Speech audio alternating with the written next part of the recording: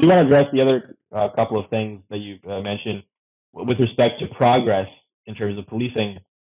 If you look at the metric of police shootings in specific, even police shootings of black men, Eric Kaufman at the Manhattan Institute had a report on this about the changing dynamics of race relations. I believe this was in the summertime, if not a bit before that.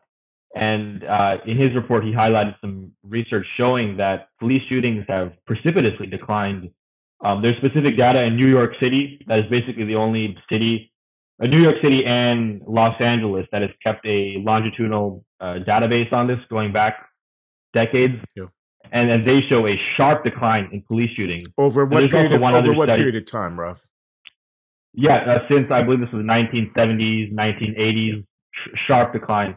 And then there's also some data that Eric Kaufman was highlighting showing that in terms of black men specifically over the past few decades, since 1980s, 1990s, there's been something like a 50 to 60% decline in police shootings.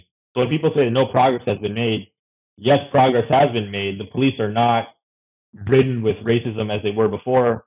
And also the other sign of progress, which isn't really it's a sign of racial progress for sure. It doesn't mean that the police are free of all problems, but we have seen the integration of minority officers. I have written about this before in City Journal, how Black Americans are marginally overrepresented in law enforcement. And so it's not an underrepresentation, it's a slight overrepresentation in comparison to the share of the population. And in many departments in major cities like New York City, majority minority police department, Philadelphia, LA, lots of Hispanic and Black officers. And so the case for the driving problem being white supremacy or racism seems to be less and less plausible as you have more and more in these communities Black and Hispanic officers dealing with these problems. Not to say that they don't commit brutal acts of violence. I've seen cases of Black officers committing horrible police shootings. There was a recent conviction in Minneapolis of this Black officer. I believe he shot this white woman in Minneapolis a few years ago. He was recently convicted in a pretty lengthy prison sentence. Excuse me for interrupting, but go ahead. Let me just interject. I mean, obviously, a system can be anti-Black while the functionaries working within that system are Black. So the logic of what you just said, I don't think follows that. Really? Sure. Why not? Why not? Why can't you hire guards and keepers from the group that's being oppressed and still have there be oppression? This is just a logical point. I'm not saying it's true or false about the world as such. Yeah, I'm saying you don't disprove the existence of racism by pointing out that the racial composition of what I take to be the instrument of racism, that is the police. This is a hypothetical, but you see the point. You don't disprove that.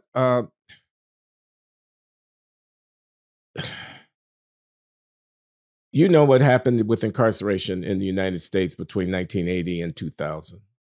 We went from 500,000 people under lock and key on a given day in the country to over 2 million under lock and key on a given day in the country. Nearly half of them are Black. If I were to think, this is actually not my argument, but it could be that in and of itself, it's a complex social phenomenon, but it represents a massive mobilization of state coercive resources to control a population. And if I were to think that the immediate causes of it, things like the war on drugs, were profoundly political / cultural phenomenon that had a racial aspect to it, there's no way around that if you know anything about the history of the United States. And I were to say that even if the people who carried out the massive increase in the scale of imprisonment in the United States over the course of a generation, quadrupling the number of people under lock and key in 2 decades, even if they didn't have a hit list with non-white people on it, they should have been able to notice 5 or 10 or 15 years into this thing what the consequences of their policies, even if they were unintended consequences in terms of racial disparity and so forth might be. So that's the backdrop, or at least that's one of the backdrops of this whole anti-police, anti-incarceration. George Soros DAs getting themselves elected around the country and deciding they're going to decriminalize everything and they're not going to bring cases, and no bail movements where people don't want Rikers Island to exist anymore and they want to get rid of cash bail because a person is innocent until they're proven guilty, even though 95% of the cases end up with the person pleading or being shown to have been guilty of the alleged offense, notwithstanding that fact, etc. All of that is nested within a historical context. That's where Angela Davis comes from. That's where Michelle Alexander, the new Jim Crow, comes from. It comes out of a reaction against that mobilization. And yes, it could be. Again, this is not actually my argument, but I can make my argument, but I'm interviewing you. You can make my argument just as well as I can, but I'm making their argument. Yeah. Obviously, that can be racist in some deep sense, even if the people who are being hired as prison guards and hired as police officers and so forth are non-whites. So can you address yourself? Because there's a reason why people are putting these Black Lives Matter signs in their windows. It's not all virtue signaling. Some of them really believe that there are moral issues. And there's a reason why I also want you to address this, and I agree, by the way, with your observation. If you take a microphone and you go and talk to people who live where carjackings and drive-by shootings take place, they'll say, we like the cops. We want them to come and protect us. I agree with that. But almost to a person, the spokespeople, the intellectuals, the journalists, the political representatives of African Americans support Black Lives Matter.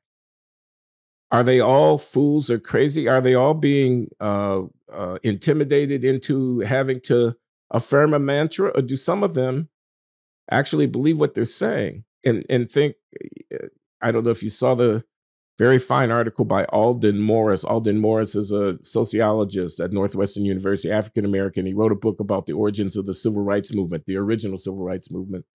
He has a piece in Scientific American, Rob, where he analyzes Black Lives Matter as a phenomenon, as a social phenomenon.